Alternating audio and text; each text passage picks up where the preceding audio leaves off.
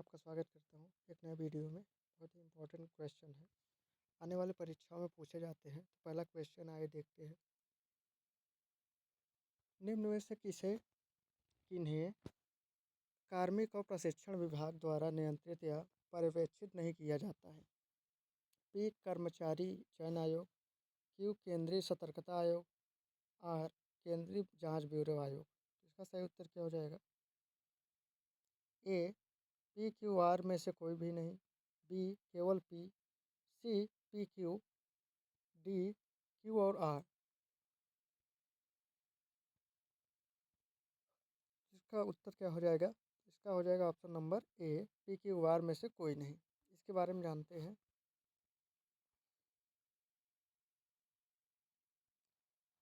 कर्मचारी चयन आयोग, केंद्रीय सतर्कता आयोग तथा केंद्रीय जांच ब्यूरो को कार्मिक और प्रशिक्षण विभाग द्वारा नियंत्रित किया या पर्यवेक्षित नहीं किया जाता। इसके अतिरिक्त यह भारतीय प्रशासनिक सेवा और अन्य अखिल भारतीय सेवाओं और केंद्रीय सेवाओं के लिए प्रशिक्षण प्रदान करता है। कार्मिक एवं प्रशिक्षण विभाग सरकार के सजग प्रहरी के रूप में कार्य करता है। यह सुनिश्चित करता है कि कतिपय स्वीकृति मानक और मानदंडों का पालन किया जाए।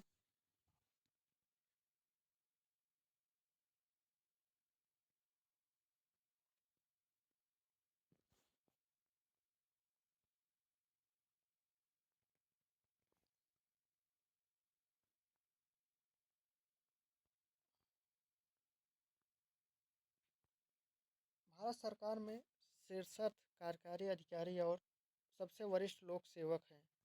ए. खुफिया ब्यूरो के निदेशक, बी. नियंत्रक एवं महालेखा परीक्षक, सी. कैबिनेट सचिव, डी. Attorney general. तो इसका सही उत्तर क्या हो जाएगा? इसका हो जाएगा ऑप्शन नंबर सी, कैबिनेट सचिव। इसके बारे में जानते हैं। कैबिनेट सचिव भारत सरकार में शीर्षस्थ कार्यकारी अधिकारी हैं। सबसे वरिष्ठ लोक सेवक भारत के कैबिनेट सचिव भारत के सर्वोच्च कार्यकारी अधिकारी और वरिष्ठ सरकारी अधिकारी। सिविल सेवा बोर्ड, कैबिनेट सचिवालय भारतीय प्रशासनिक सेवा के अध्यक्ष और भारत सरकार के नियमों के तहत सभी सिविल सेवाओं के प्रमुख होते हैं।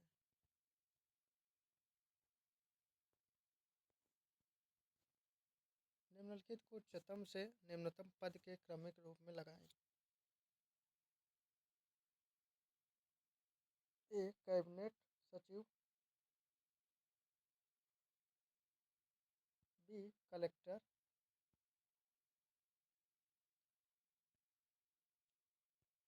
सी. संभागीय आयुक्त, डी. प्रमुख सचिव। तो इसका सही उत्तर हो जाएगा option number D, A D C B. इसके बारे में जानते हैं। उच्चतम से न्यूनतम पद के लिए कैबिनेट सचिव, प्रमुख सचिव, संभागीय आयुक्त, कलेक्टर होते हैं। भारतीय वायुसेना का वह एकमात्र अधिकारी कौन है जिसे फील्ड मार्शल की पदवी के बराबर 5 सितारा श्रेणी पर पदोन्नत किया जाता है? इसका सही उत्तर हो जाएगा ए. अरूप राहा, बी. अर्जुन सिंह, सी. दिलबाग सिंह, डी. मोहन राणा। तो इसका सही उत्तर क्या हो जाएगा? इसका हो जाएगा option number B, Arjun Singh. इसके बारे में जानते हैं। भारतीय वायुसेना के अर्जुन सिंह को फील्ड मार्शल की पदवी के बराबर 5 सितारा श्रेणी पर पदोन्नत किया गया है। इनका निधन हाल ही में हो गया। ये 1965 के भारत पाकिस्तान युद्ध में शामिल थे।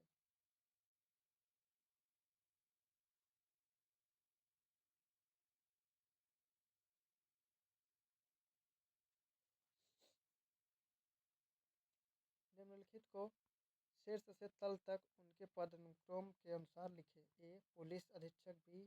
अपर पुलिस अधीक्षक, सी. पुलिस अधीक्षक, डी. पुलिस महा उपनिरीक्षक। इसका सही उत्तर क्या हो जाएगा? ए. CABDA, B.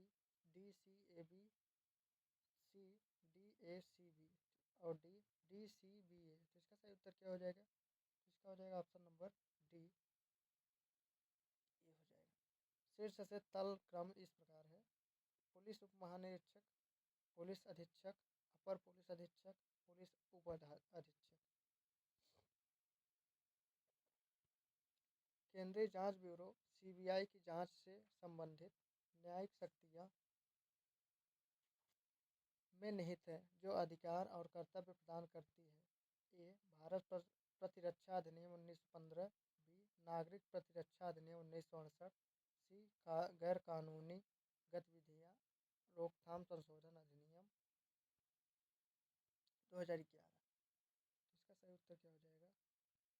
इसका क्या हो जाएगा यदि जानते हैं तो डी है दिल्ली विशेष पुलिस स्थापना डीएसपी अधिनियम 1946। इसका सही उत्तर क्या होगा? तो इसका हो जाएगा option number D Delhi Delhi विशेष पुलिस स्थापना डीएसपी अधिनियम 1946। इसके बारे में जानते हैं। केंद्रीय जांच ब्यूरो सीबीआई की जांच से संबंधित न्यायिक शक्तियां दिल्ली विशेष पुलिस से स्थापना अधिनियम 1946 में निहित है जो अधिकार और कर्तव्य प्रदान करती है। इसका उद्देश्य युद्ध और आपूर्ति विभाग के लेन देन, रिश्वतखोरी और भ्रष्टाचार मामले की जांच करना होता है।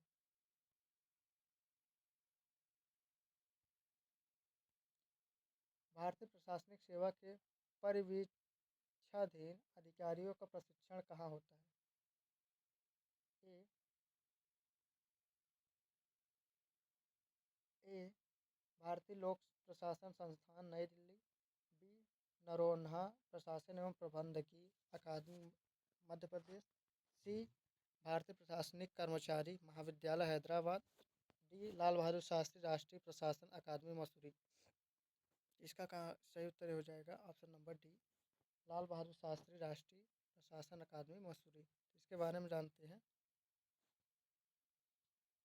भारतीय प्रशासनिक सेवा के परिवीक्षाधीन अधिकारियों का प्रशिक्षण लाल बहादुर शास्त्री राष्ट्रीय प्रशासन अकादमी मसूरी में उत्तराखंड में होता है। इसकी स्थापना 1959 में आईएएस ट्रेनिंग स्कूल दिल्ली तथा आईएएस स्टाफ कॉलेज शिमला को मिलाकर नेशनल एकेडमी ऑफ एडमिनिस्ट्रेशन के रूप में हुई थी।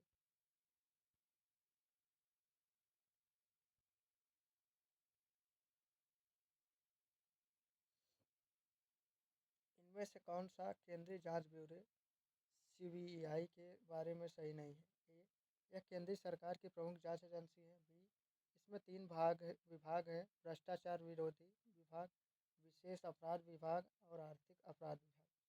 सी यह सर्वोच्च न्यायालय के मार्गदर्शन के तहत एक स्वायत्त निकाय के रूप में कार्य करता है। या डी इसे कार्मिक पेंशन और शिकायत मंत्रालय के अधीन रखा गया है। तो इसका सही उत्तर क्या होगा?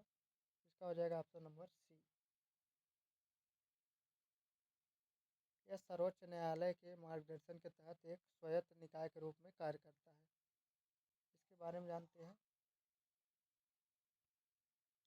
केंद्रीय अन्वेषण ब्यूरो की उत्पत्ति भारत सरकार द्वारा 1941 ईस्वी में स्थापित विशेष पुलिस से हुई।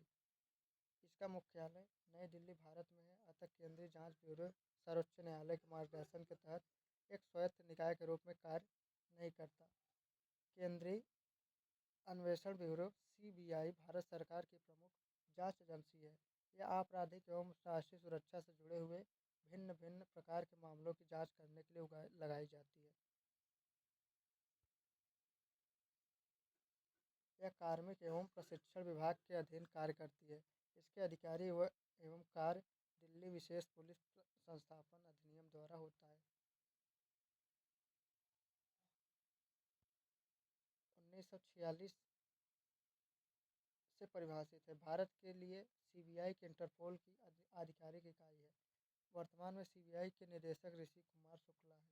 सीबीआई जो देश और विदेश स्तर पर होने वाली आपराधिक घटनाओं जैसे हत्या, घोटाला और भ्रष्टाचार के मामलों और राष्ट्रीय हितों से संबंधित अपराधों की भारत सरकार की तरफ से जांच करती है। सीबीआई जो देश और विदेश स्तर पर होने वाली ये घटनाओं का जांच करती है। सीबीआई के संस्थापक निदेशक श्री डीपी कोहली थे, जिन्होंने अप्रैल 1963 से 31 मई 1968 तक इसका कार्यभार संभाला था। इनकी विशिष्ट सेवाओं के लिए इन्हें वर्ष 1967 में पद्म भूषण से सम्मानित किया गया था।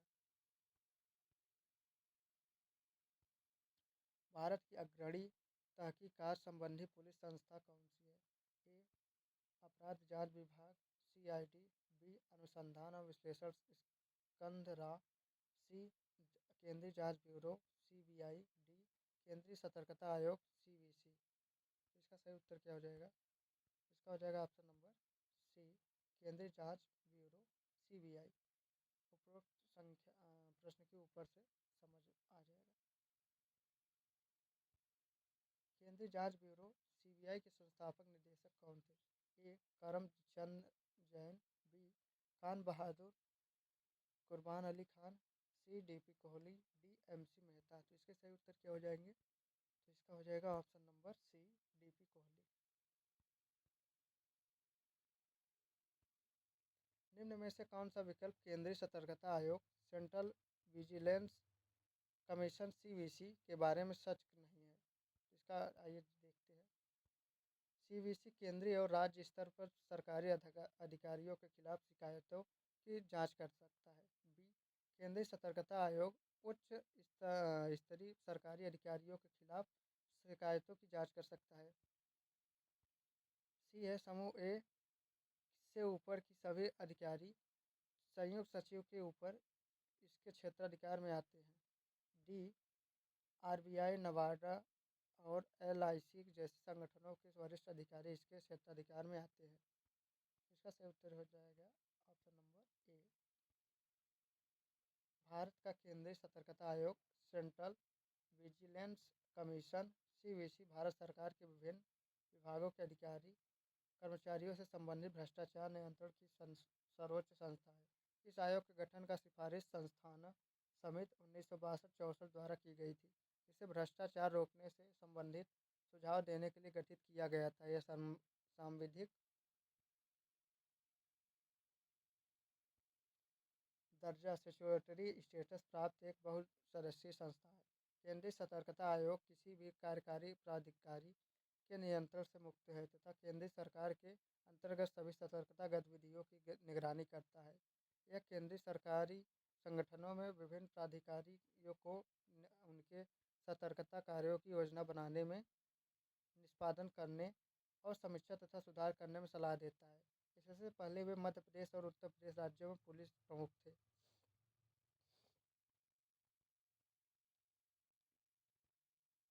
नौकरशाही प्रणाली के अंतर्गत काम करने वाले लोगों की अभिव्यक्तियाँ, युक्तियाँ और सिफारिशें जो फाइलों में लिखी होती है और उनकी जिनकी वजह से सरकारी गतिविधियाँ सक्रिय होती है, उन्हें क्या कहा जाता है? ए लॉग पुस्तिका, बी फाइल टिप्पणी, सी ज्ञापन, डी परिशिष्ट। इसका सही उत्तर क्या हो जाएगा? इसका हो जाएगा ऑप्शन नंबर सी ज्ञापन। इसके बारे में जानते हैं। नौकरशाही प्रणाली के अंतर्गत काम करने वाले जिन लोगों की अभियुक्तियाँ, उक्तियाँ और सिफारिशें जिन फाइलों में लिखी गई होती है एवं उनके माध्यम से सरकारी गतिविधियाँ सक्रिय होती है, उन्हें ज्ञापन कहा जाता है। भारतीय पुलिस सेवा आईपीएस के लिए संवर्ग नियंत्रित करने वाला प्राधिकरण कौन सा है? ए मानव संसाधन विकास मंत्रालय, बी भारत की लोक सेवा के प्रमुख, सी गृह मंत्रालय, डी पुलिस अनुसंधान एवं विकास ब्यूरो। इसका सही उत्तर क्या हो जाएगा? इसका हो जाएगा ऑप्शन नंबर सी गृह मंत्रालय। इसके बारे में जानते हैं। अखिल भारतीय सेवाओं का प्रावधान संविधान के अनुच्छेद 312 में किया गया है।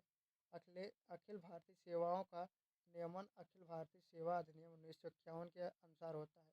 वर्तमान में कुल 3 अखिल भारतीय सेवाएं हैं। ये पहला है भारतीय प्रशासनिक सेवा आईएएस, इंडियन एडमिनिस्ट्रेटिव सर्विस। इस विभाग का नियंत्रण कार्मिक, लोक शिकायत एवं पेंशन मंत्रालय द्वारा होता है।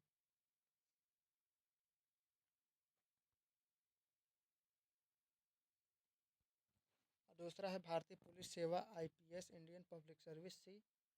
इस विभाग को गृह मंत्रालय के अधीन रखा गया है। तीसरा भारतीय वन सेवा आईएफएस, इंडियन फॉरेस्ट सर्विस। इस विभाग का नियंत्रण प्राधिकारी पर्यावरण मंत्रालय के अधीन है।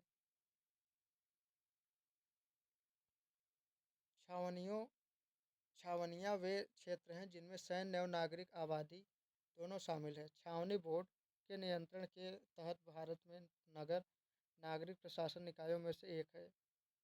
एक रक्षा मंत्रालय, बी राष्ट्रपति भारत के राष्ट्रपति, सी मानव संसाधन मंत्रालय, सी गृह मंत्रालय। दोस्तों इसका कमेंट करके आप उत्तर बताइएगा। मिलते हैं वीडियो में। लाइक सब्सक्राइब शेयर करना ना भूलें। जय हिंद, जय भारत।